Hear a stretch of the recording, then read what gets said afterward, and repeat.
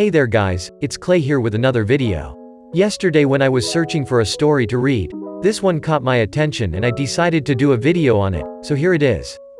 Today I will read the story written by Fairy Tale Dragonslayer with the title of Naruto, the Reluctant Hero. And you can find more info about the author of the story in the description just like every other videos. I will now begin. Chapter 1. Start, eat this. No thanks uncle, find a different person to inherit one for all. Naruto Uzumaki spoke as he yawned, passing by his uncle as he grabbed a bowl of cereal. He covered his mouth with one hand, other hand grabbing the cereal and pouring it into a bowl on the table. He sat down and grabbed a spoon, pouring milk into the bowl to complement his breakfast. He was wearing his pajama pants, and nothing else. He was a boy with an average height, seeing as he was 15 years old, standing at 5 feet 6 inches in height. He had unruly blonde hair, spiked in all directions, and bright blue eyes. His skin was a light peach color, and he bore 3 whisker marks on each cheek. His body was lean-muscled, but not without a small amount of visible bulk to it. His uncle shared a similar appearance. They both had spiked blonde hair, the same color skin, and similarly colored bright blue eyes. His uncle was a monster of a man though, standing well over 7 feet tall, and his entire body was bulky muscles. He was wearing a tight white shirt and green pants. He was holding out a golden hair for Naruto, and Naruto waved it off. Just like your father, turning down one for all. How is your morning going? Naruto kicked a chair out towards him. Uncle Toshinori, take a seat and stop sucking your gut. Naruto told his uncle with an irritated look. The man in front of him deflated. His muscles all vanished, leaving him as practically skin and bones, though traces of muscle were visible. His combed back hair became much more spiky, similar to Naruto's own, and his face hollowed out. His clothes were not extremely baggy on him, and he took a seat across from Naruto. Toshinori Yagi. You know young man, most people would kill to have All Might's quirk. I've raised you since you were this. Toshinori held his hands close together. Big, and can't think of anyone else who I could trust with it more. The man continued as he looked at his nephew in all but blood. Naruto munched. I already have a quirk, and I'll become a hero using my quirk. Anyway, my dad turned down one for all when it was offered to him, there is no way I'm going to take something he turned down. Naruto waved off the generous offer. Toshinori nodded his head, though he seemed slightly disappointed that Naruto turned him down once more. Your quirk, Texas Smash. Naruto gave his uncle a punch in the stomach, getting his uncle to cough up a large amount of blood almost comically. Naruto gave a smirk and raised his fist up, showing off his impressive strength. I might not be able to use my quirk in tight spaces, but it's not like I'm not strong enough to defend myself. I can thank your training for that, even though you're a shitty teacher. Naruto shook his fist in the memories of how shitty his training had been. For such a great pro hero, his uncle was not suited for teaching people how to fight, or rather he wasn't very good at it yet. Speaking of teaching, I plan on teaching at UA High School next year, in order to find a student worthy of my quirk. Provided you don't, not going to change my mind. Naruto heard the insisting tone in his uncle's voice. Anyway, I feel sorry for. Oh shit, I'm attending UA next year. Naruto palmed his face when he realized that he was going to be attending that school. He had already been accepted into the school via multiple recommendations, one of which was his uncle, another of them being his late father, and some people he knew through All Might. Naruto sighed. Now he was reluctant to go to UA, but sadly, he was too lazy to take the tests to get into other schools. He had a free pass into UA, and didn't have to take the tests like most other students. Toshinori became serious and turned back into his All Might form. Your father and I might not be brothers by blood, but I was honored that he trusted me to watch over you. As your family, I ask this favor of you. I will one day find successor. I want you to help watch over my successor when I pass one for all on. All Might asked as he bowed his head, touching the table, to his nephew. Naruto scoffed and leaned his head against his hand, snorting at the gesture. His uncle was the greatest hero, but he was not without his humble side, nor was he above lowering his head for a worthy cause. Admirable traits.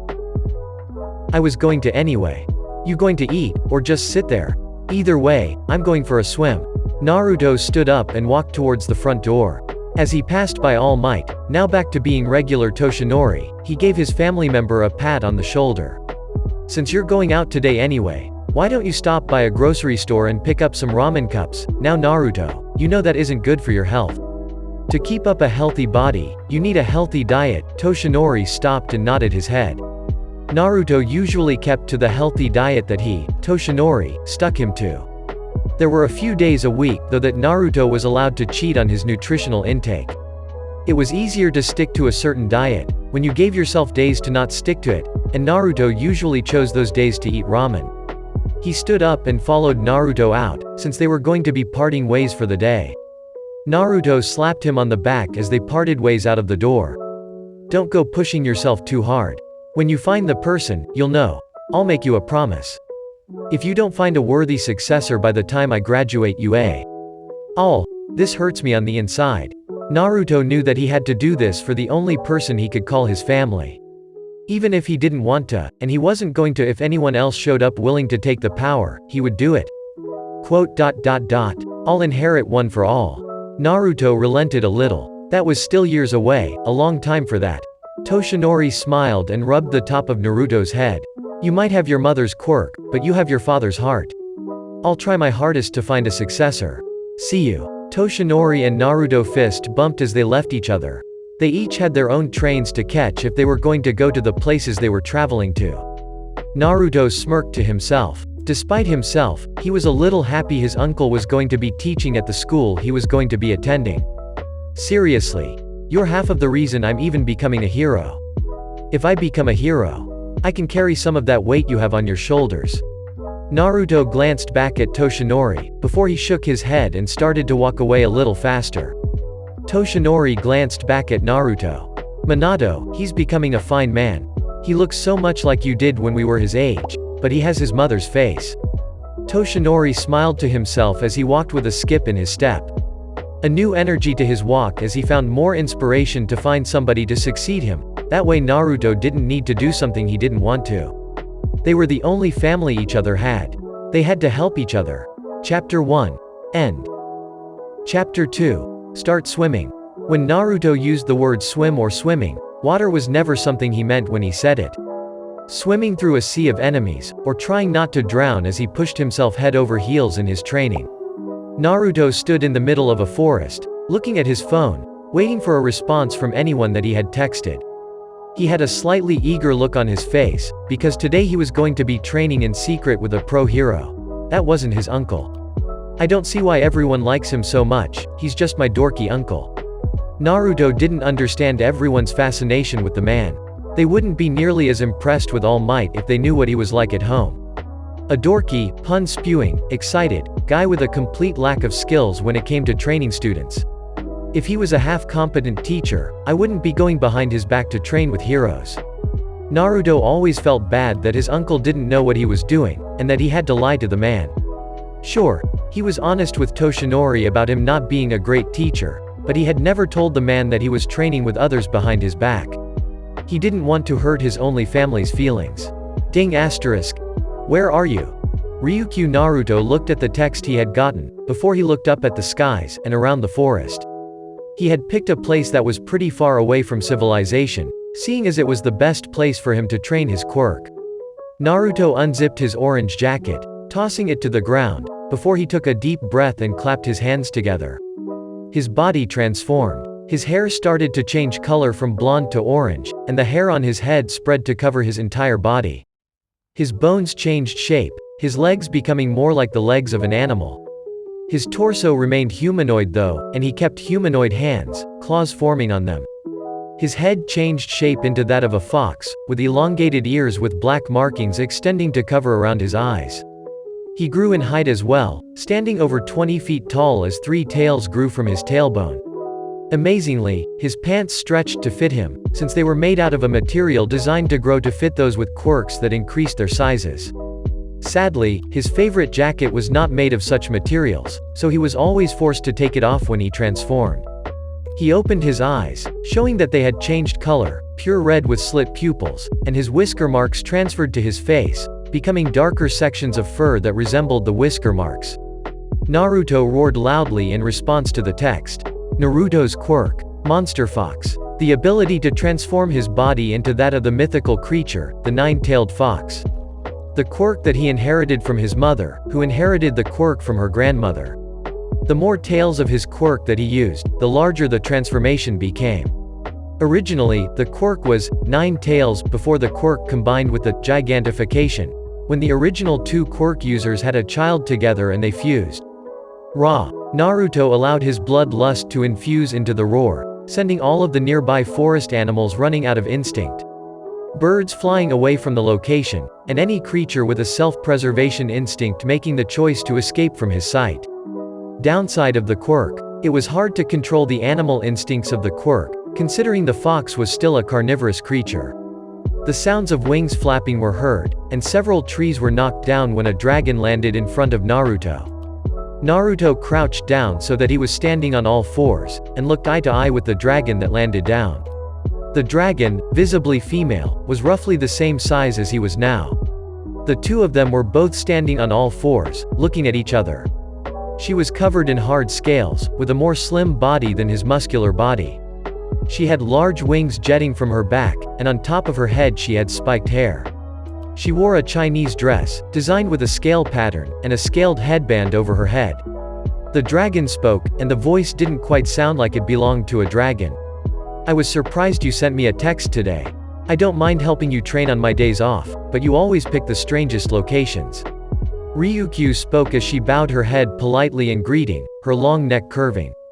She stopped bowing her head, and locked eyes with him again. This wasn't their first meeting.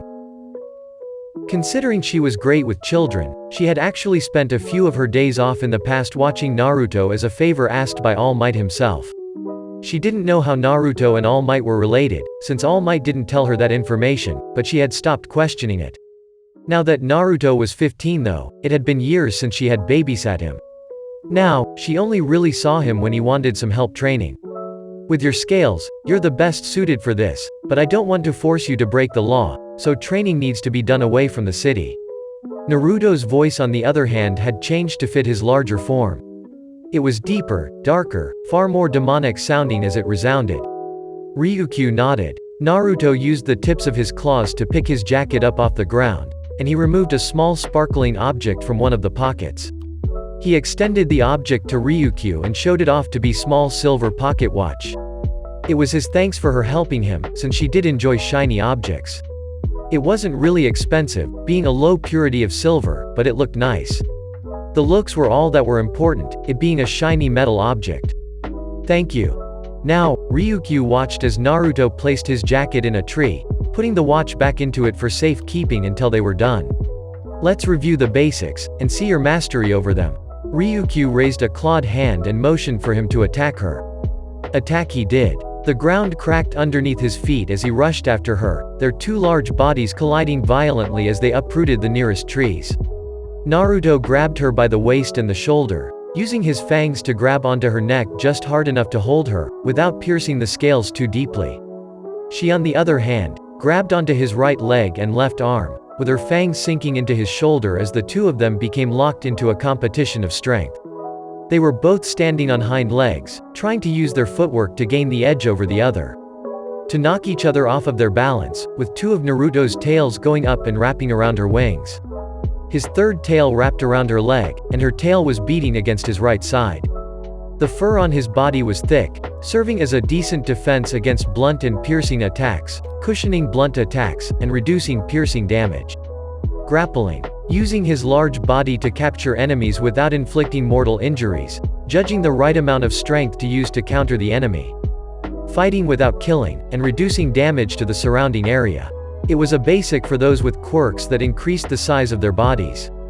Her fangs pierced his shoulder, and she gained the upper hand, tossing him to the ground. "Got you." Naruto spoke as he used the hold his tails had on her to throw her to the ground as well. The two of them got to their feet, and charged at each other, slamming their foreheads together. Texas smash. Naruto slammed his fist into her sternum. Attacking the vitals. Bringing down villains as quickly as possible, so attacking the vitals after judging how much punishment the villain could take was a basic. Naruto used all of his strength to punch her right between the boobs, knocking her off of her legs and into the air a little. She flapped her wings, her scales visibly bent out of shape, and flew up into the air. "The power that you smashed me with was impressive." I felt that impact through my entire body. Ryukyu praised the strength of the punch. Her tail ripped a tree from the ground, and she tossed it at him. Naruto didn't look at the tree. He dodged it without taking his eyes off of her, never taking your eyes from the opponent if possible. Dodge attacks through feeling them out, instead of needing your eyes as your biggest cue for dodging. Barely damaged you. I'm quite durable, you said it yourself. Feel free to smash me with all of your might. I want to see how the control over your power has grown. Ryukyu wasn't the 9th place hero for nothing.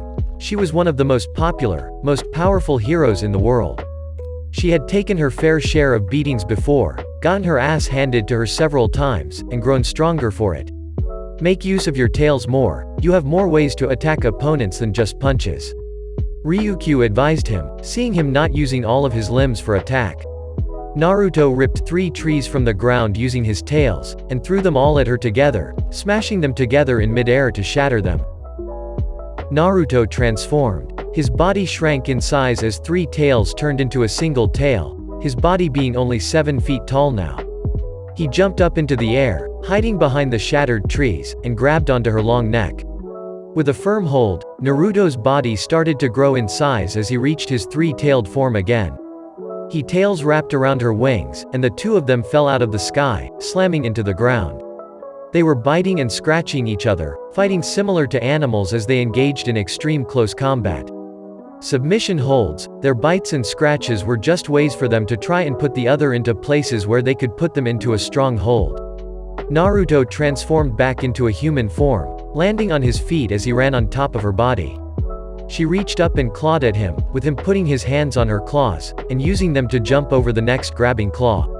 He transformed into a 2-tailed version of his Quirk and grabbed onto her neck with his entire body. Size. Size wasn't always important. Just because the opponent was larger, didn't mean they would always win. Otherwise, those with quirks that made them huge would be unstoppable. Using the smaller size to the advantage was a basic of combat when fighting those larger than oneself. Naruto snapped his jaws on top of her maw, stopping her from opening her mouth again. She reached up and grabbed him, trying to pry him from her body. Gotcha. Naruto tried to speak with her mouth in his mouth, but it didn't come out quite right. She grabbed him by the tail and yanked, getting a yelp from him, and she bent her neck to bite him. She threw him to the ground and mounted him, sitting on top of his waist as she bit down on his neck. She transformed back into her normal form, sitting on top of his chest. She was pretty, with short spiked hair that curved downwards, her clothes shrinking to fit her. She had a toned, lean body, with more sharp features. Including how all of her teeth were still sharpened, and she had angular, slit pupil eyes. She was fair-skinned, with a similar height to himself. She had a small smile as he transformed back into his more human form as well. Good, you didn't forget the basics. Now, let's practice your martial arts in these forms. Ryukyu got up, helping him to his feet as she licked her hand and wiped the blood from his neck. She had pierced his skin when she bit his neck, and while the wounds were superficial, it still wouldn't be good to let the blood keep flowing freely. She noted that he was about an inch taller than she was now, wondering if he was about to start another growth spurt soon. She had long since stopped growing. She was a 25-year-old woman, but it was always amazing to see the tiny little kid she babysat grow into a man. Naruto dusted himself off. Then, out of nowhere, he threw the first punch at her stomach, which she sidestepped and grabbed onto his forearm. She punched at him with her free hand, and he leaned his head to avoid it, reaching up to grab her wrist. Damn, thought I had you. That was a well-delivered punch. You never know when a fight will start, so it's better to attack the villains before they can act. Ryukyu and Naruto let go of each other's arms, and started to throw and block punches. They carefully and quickly moved their arms to toss aside each other's attacks, used their palms to divert fists, and slapped each other's forearms to knock away punches. They didn't move their feet up. Instead of stepping, they slid their legs into proper positions, tapping their feet together and moving them apart as they tried to get the timing right to throw a kick. Figures I can't surprise you. Ding. Naruto was punched in the face and knocked off his feet, onto his butt when his phone told him he got a text from his jacket. Naruto took the punch well, rubbing his face and getting back up. Keep focused, Ryukyu told him, and Naruto waved a hand in response. He knew that. Sorry Ryukyu, sorry. Naruto grabbed his phone and looked at the text. I found my successor, uncle. Seriously, what the hell did I miss? Naruto asked as he tilted his head in confusion, unsure of what to make of the text. As glad as he was that he didn't need to take the one-for-all quirk, he was surprised that his uncle had actually managed to find somebody so quickly. Is everything okay? Yeah. Let's continue until you need to leave if it's not too much trouble. Naruto put his fists up. She wiped the smile from her face, and did the same. Time to get a little more serious. Chapter 2. End. Chapter 3. Start. The successor for One for All. Naruto had to admit that he was curious about who it was. His uncle was very picky about choosing a successor for the power. Very picky. Naruto could only list the number of people on a single finger that his uncle had believed worthy of getting to have the quirk. Of course, that one person being he himself, this list of people only including living people naturally. Naturally, Naruto was very interested in meeting this future One for All successor. The person that his uncle was going to be grooming into the next generation for the quirk. Surprising though, was the fact that Toshinori, All Might, had decided to keep who the successor was a secret for the last 2 months since finding him. He hadn't budged on the issue, no matter how much Naruto asked him. I don't want to overwhelm the boy with too much information. Right, the boy was apparently an All Might super fanboy, so learning that All Might had family would be a real shocker. Considering that Naruto knew a ton of personal information about his uncle, it was best to allow the boy to get used to being around his hero for a while. Adjusting him to the shock of everything too soon would be detrimental to his training. He has to be frustrated finding a successor, but their body not being strong enough to handle One for All. Naruto thought to himself, walking down the sidewalk with his hands in his pockets. One for All was a powerful quirk, and the strength it granted the body was immense. It took a body that had extensive training to use the quirk. Most people die the second they tried to use the quirk. So selecting somebody to inherit it was a challenge in the first place. It took hard work and determination to become strong enough to handle the power. It was part of the reason why his uncle had been so eager to pass it on to him, because his body had been trained since he was a child for the purpose of becoming a hero. Then, when he turned 8, his uncle had started to train him for the purpose of becoming the One for All inheritor, though that plan backfired when he realized that Naruto didn't want the power. So he had to keep looking, while trying to convince him to take the quirk, for somebody that he believed had the potential for becoming a symbol for the people, somebody to bring peace to their hearts. Ah! Naruto's head jerked to the sound of the scream, and saw a small child was sitting in the middle of the road, her lower body frozen to the ground. The little girl couldn't be more than 4 or 5 years old, and a large portion of the road around her was frozen as well. The girl had awakened her quirk, and had no control over it, in the worst possible place. Naruto glanced at the street, and saw on one side of the road that hadn't frozen, the cars had all stopped for the girl. Sadly, on the frozen side, it wasn't easy for a truck to stop on a frozen road with no warning. Naruto, without even thinking, ran towards the little girl and used his quirk to transform into his one-tail form, and rushed towards her. The truck was trying its best to turn away from the girl, but it just wasn't working. Thankfully, Naruto's legs were much more stable on the ice, and he reached the girl first. Grabbing onto her, he pulled her out of the ice, and jumped out of the way of the truck. Move! Naruto's roar reached the drivers on the other end of the road, with many of the cars going in reverse and hauling backwards. They were able to avoid getting run over as the truck flipped onto its side and slammed into the side of a building. Naruto covered the girl's head and protected her from the loud sound of the building getting penetrated by the large truck. The little girl started crying, from either fear or relief, but she didn't let go of the fur protecting her. The driver is knocked out, but doesn't seem dead. The building isn't in great shape though. Naruto glanced over towards the truck, gently lowering the girl to the ground. Doesn't look like the truck is going to blow either. Naruto sighed in relief when it looked like everything was going to be okay. The girl refused to let go of him, so he had to give his best smile as he removed her hands from his body. Boom! The truck didn't explode. Naruto was right about that. People screamed though when something inside of the building, something hit by the truck, exploded instead.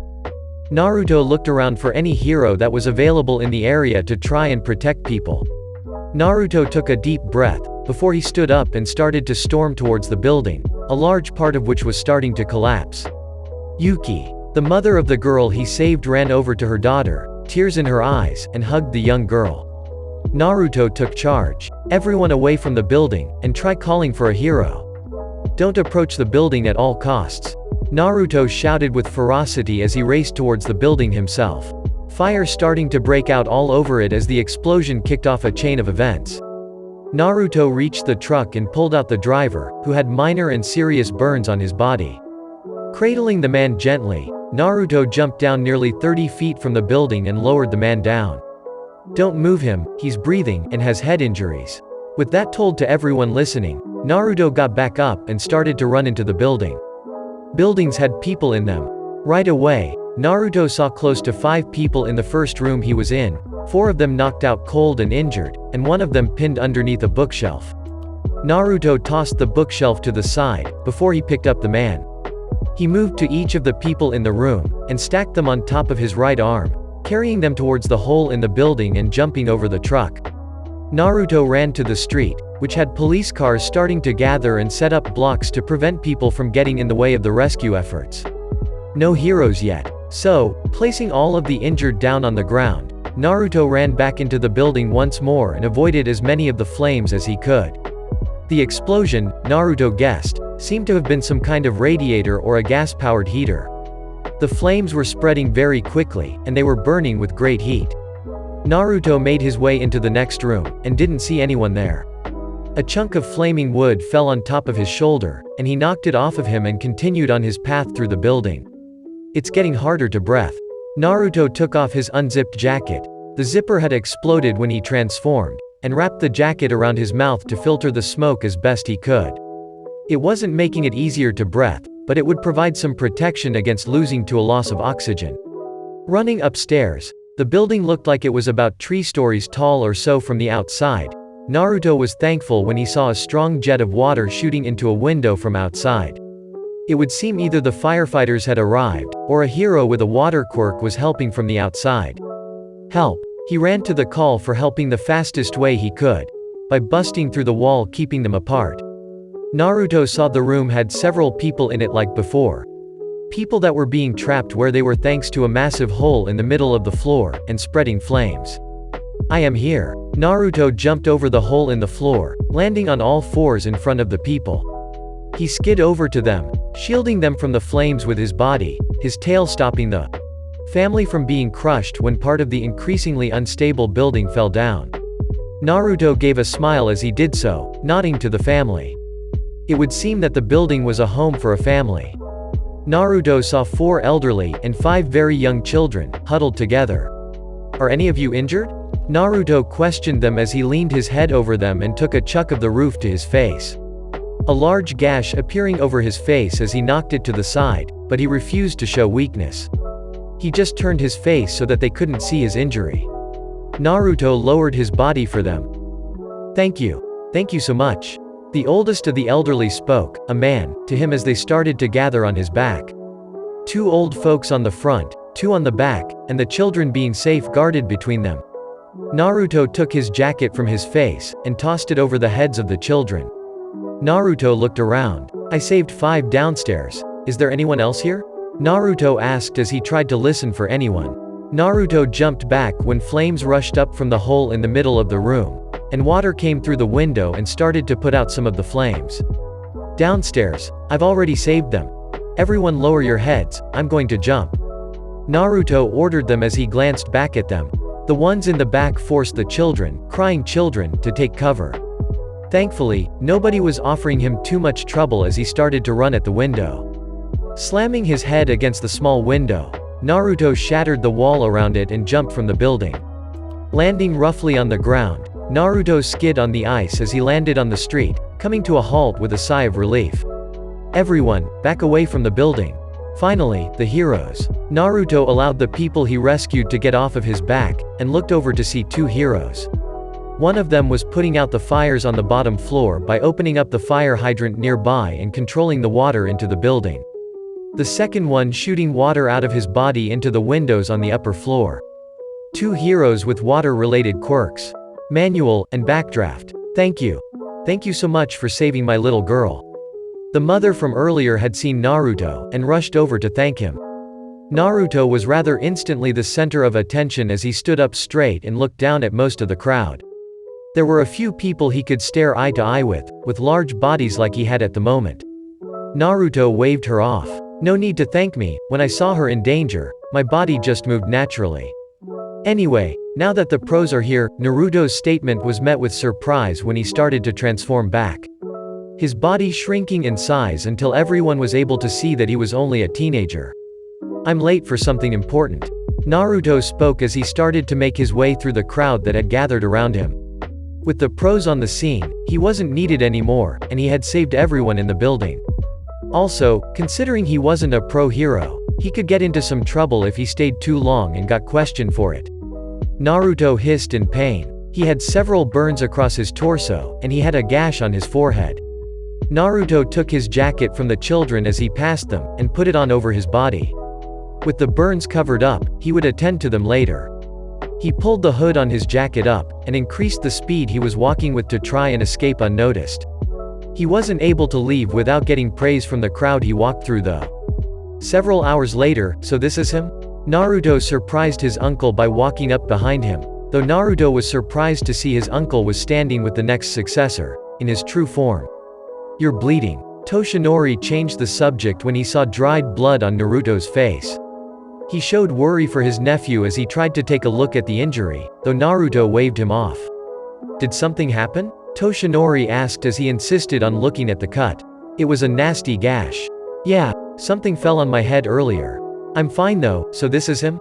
Naruto asked as he looked at a boy hauling garbage across the beach. Well, hauling was the wrong word, since the boy was struggling to move most of the stuff. The bigger stuff at least. He was pretty plain looking, though distinctive in his own right. Now really muscly in appearance, with light skin and freckles on his face, unruly green hair. The boy was sweating up a storm, his body only starting to show signs of attaining real muscle. He was trying his hardest though, his thin body being pushed to its limits to get stronger. Izuku Midoriya. He's quirkless right now, but in 8 months his body will be ready. Not going to say anything to that? Toshinori spoke quietly so that Izuku didn't hear them talking about him. Naruto shrugged. "It's your choice, and I'll support you, and him. So what did you need me for?" Naruto asked the older man. After so much secrecy, he was surprised at the contact at all. He was giving a sheet of paper. "This is my 10-month plan for young Midoriya, tailor-made to his body. At the end of it, he should be able to handle my quirk without dying. I would like you to look." Toshinori was surprised when Naruto ripped it in half.